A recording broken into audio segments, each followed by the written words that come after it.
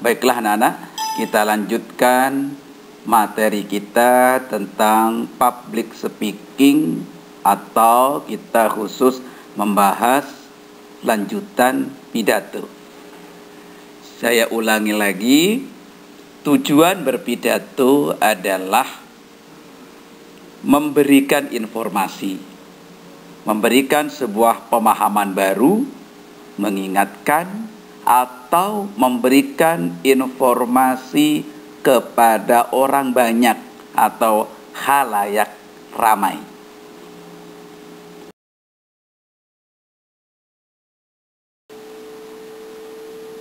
Yang kedua, tujuannya adalah persuasif atau mengajak, dakwah, yaitu mempengaruhi khalayak ramai agar dengan senang hati mengikuti apa yang kita harapkan dan apa yang kita sampaikan.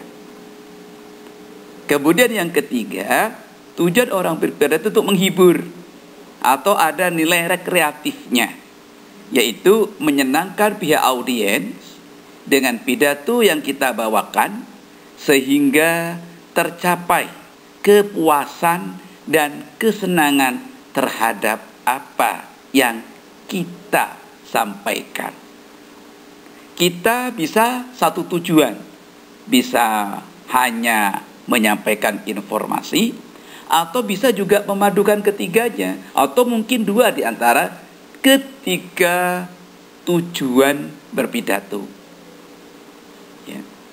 Bisa hanya menyenangkan saja, atau mengajak, atau bisa kita gabungkan tiga tujuan pidato tersebut.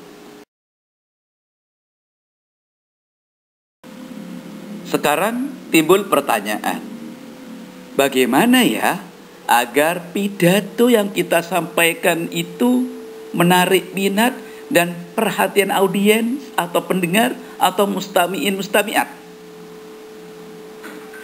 Akan lebih menarik, ya, yang pertama akan lebih menarik jika di awal itu kita kemukakan fakta yang jelas.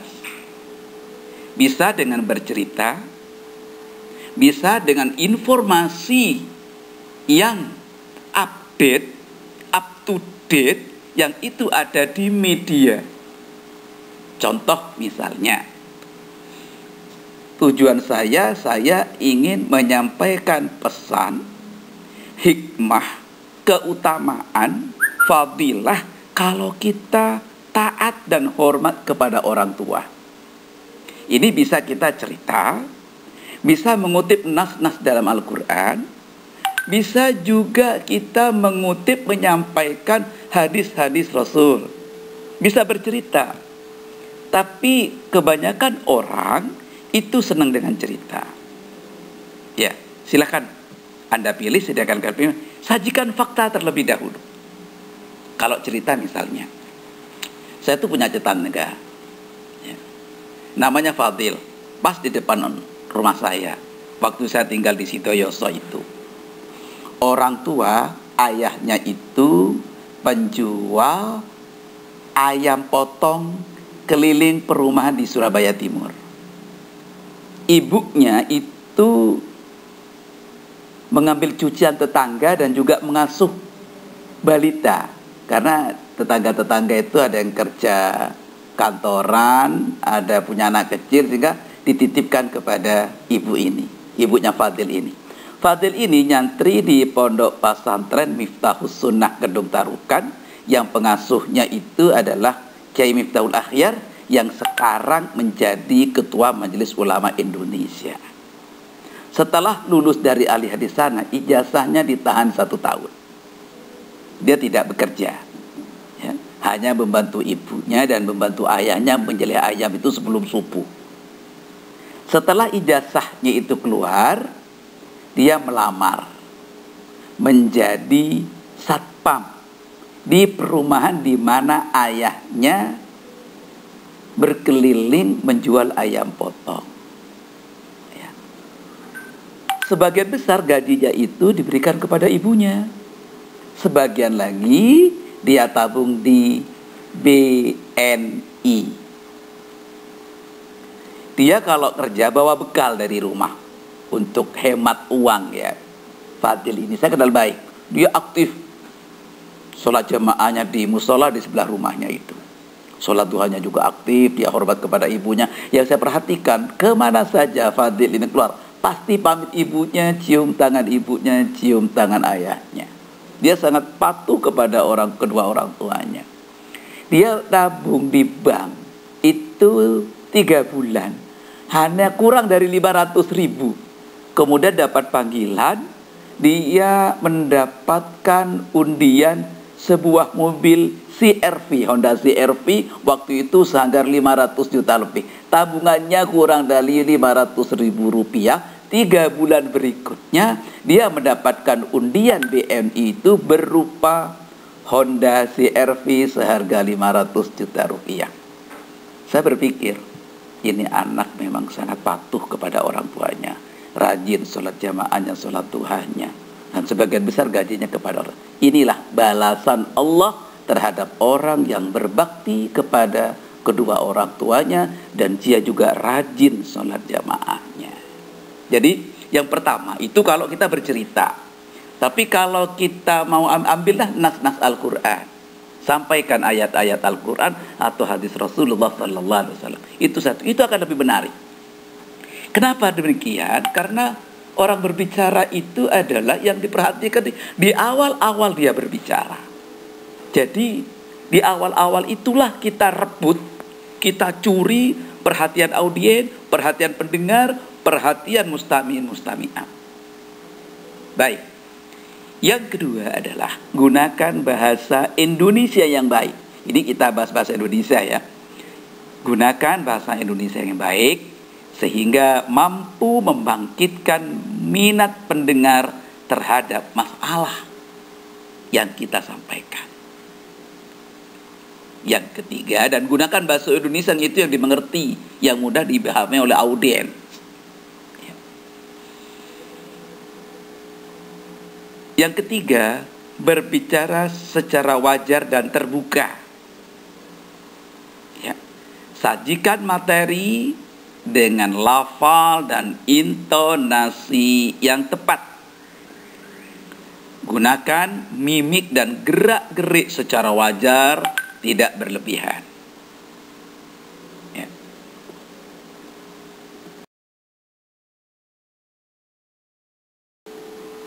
Selanjutnya, kalau kita menggunakan metode pidato dengan naskah, ada beberapa langkah-langkah di dalam menyusun naskah atau teks pidato. Yang pertama, tentukan terlebih dahulu topik pembicaraan kita, topik yang mau kita bahas dan kita sampaikan kepada audien.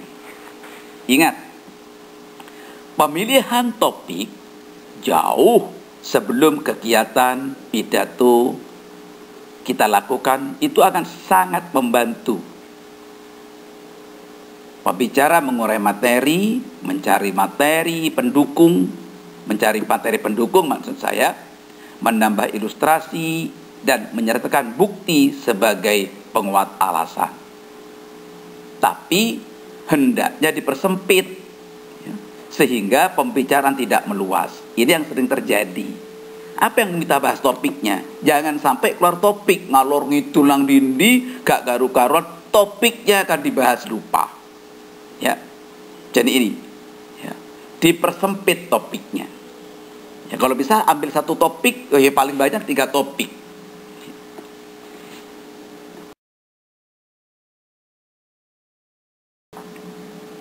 Langkah selanjutnya adalah menetapkan tujuan.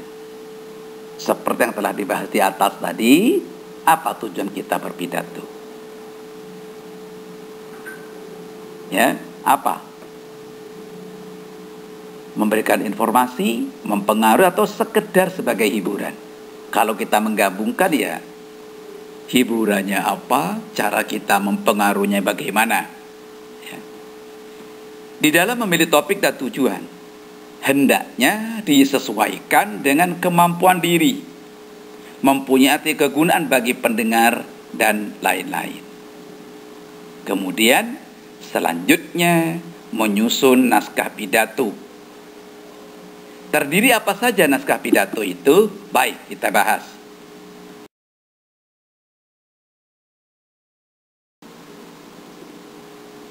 Sebenarnya, pidato itu secara garis besar dibagi menjadi 3. Pembukaan, isi, dan penutup. Pembukaan itu terdiri dari salam pembuka.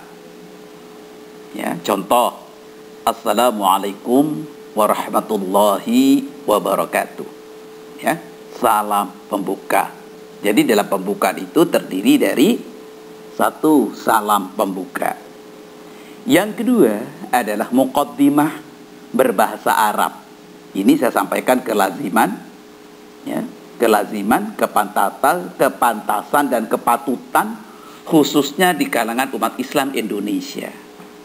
Salam pembuka, setelah salam pembuka lazimnya di Indonesia, khususnya umat Islam di Indonesia, itu adalah muqaddimah berbahasa Arab. Contoh, setelah Assalamualaikum warahmatullahi wabarakatuh. Yang kedua adalah Alhamdulillahi rabbil alamin wa bihi nasta'in ala umuri dunya, dan seterusnya. Banyak ya, muqaddimah itu banyak. Bisa juga di dalam muqaddimah ini kita menyampaikan dalil di dalam Al-Quran dan di dalam hadis. Contoh, tapi ini harus disesuaikan dengan topik pembicaraan kita. Kalau misalnya kita topiknya tentang sholat, ya tentu ayat Al-Quran yang harus kita kutip itu adalah ada relevansinya. Contoh misalnya, Alhamdulillah al-qail fi kitabil aziz. Apa ayat Al-Quran? Aqimis sholah dan seterusnya. Wa sallallahu ala habibina wa syafi'ina wa gurrati a'yunina wa maulana Muhammadin al-qail. Sampaikan hadis Rasul yang berhubungan dengan sholat. Ya. Jadi itu saya ulangi lagi. Salam pembuka, muqaddimah berbahasa Arab, ya, pembukaan ya. Saya ulangi lagi, pembukaan itu terdiri dari salam pembuka, muqaddimah berbahasa Arab, kemudian sapaan penghormatan. Ya, contohnya seperti apa? Hadratal mukarramin wal mukhtaromin, para alim, para kiai, para masyayikh, Bapak Ibu dan siapa yang hadir dalam majelis itu. Dan tidak perlu kita sebut satu persatu yang hadir. Kita sebut saja, sapa saja salah satu di antara mereka yang paling terhormat menurut kita yang sudah hadir di majelis itu. Orang yang sudah meninggal atau undangan VIP, undangan penting tapi belum hadir, ya tidak usah kita sapa. Namanya sapaan itu adalah kita menyapa orang yang ada di hadapan kita. Ya, itu. Setelah itu apa? Ini pembukaan, salam pembuka, muqaddimah, sapaan penghormatan. Nah, ini kelaziman lagi. Adalah yang keempat adalah mengajak audien bersyukur, memuji kepada Allah dan berselawat kepada Rasulullah sallallahu alaihi wasallam. Contoh, pertama-tama, marilah kita panjatkan puji dan syukur kehadirat Allah. Ya. Ini lazim di pesantren-pesantren itu ya. Pertama-tama, marilah kita panjatkan puji dan syukur. Kata Gus Dur, puji dan syukur tidak usah dipanjatkan karena bisa memanjat sendiri ya. Ya. Coba kalau kita perhatikan narasi redaksi kalimat ini adalah pertama-tama marilah kita panjatkan puji dan syukur. Panjatkan puji dan syukur. Jadi kata Gus Dur, puji dan syukur tidak usah dipanjatkan karena dia bisa memanjat sendiri. Ini adalah pembukaan. Saya ulangi lagi, pembukaan itu terdiri dari salam pembuka, muqaddimah berbahasa Arab, sapaan penghormatan. Yang keempat adalah ajakan untuk memuji, bersyukur kepada Allah dan berselawat kepada Rasulullah SAW.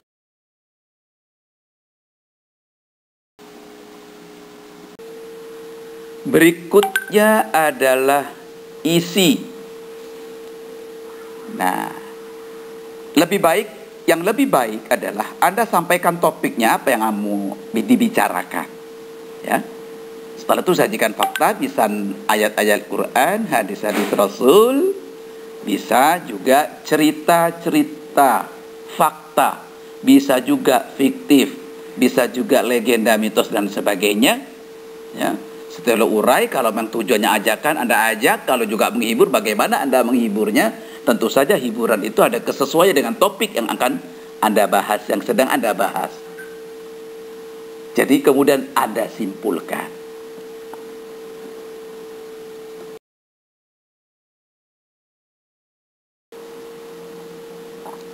Baiklah anak-anak, yang terakhir adalah penutup. Apa saja bagian-bagian penutup itu? Yang pertama, kita berpamitan. Kata kunci perpamitan diantaranya adalah, kalimat kuncinya adalah demikian yang dapat kami sampaikan. Ya. Atau pakai kalimat apa saja. Yang intinya itu ada maksud dalam kalimat itu, kita berpamitan akan mengakhiri pidato kita. Setelah kita berpamitan, demikianlah yang dapat kami sampaikan, ya, di antara kalimat penutup itu. Setelah itu kita minta maaf, terima kasih dan minta maaf.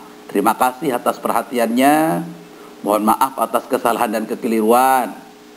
Ya. Setelah kita berterima kasih dan memohon maaf, adalah kita berdoa. Kalau di Indonesia itu singkat doanya ya, seperti billahi taufik wal hidayah, atau wal afu minkum, atau apa itu yang dikatakan ini, wallahu muwaffiq ila aqwamit thoriq, ya, atau ihdinas siratal mustaqim. Tapi kalau di Arab itu agak panjang, memang berdoa. Seperti yang kita tahu, Ba'dul Habaib itu begitu mengakhiri pidatonya adalah Allahumma, ya, nah itu.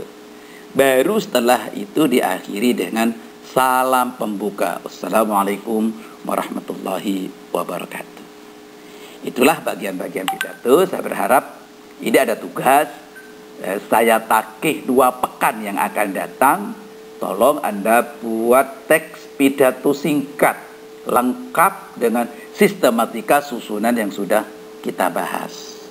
Akan saya nilai. Jika memungkinkan ada kesempatan waktu, saya akan minta di antara kalian nanti menyampaikan pidato yang sudah Anda tulis itu di depan kelas. Saya kira itu ya. Saya kira kalau Anda mau coba bisa. Bisa karena biasa, ada orang itu bisa karena terpaksa. Baik, kita akhiri pertemuan kita pada pagi hari ini dengan bersama-sama membaca doa kafaratul majlis. Bismillahirrahmanirrahim. Subhanakallahumma wa bihamdika asyhadu an la ilaha illa anta astaghfiruka wa atubu ilaik.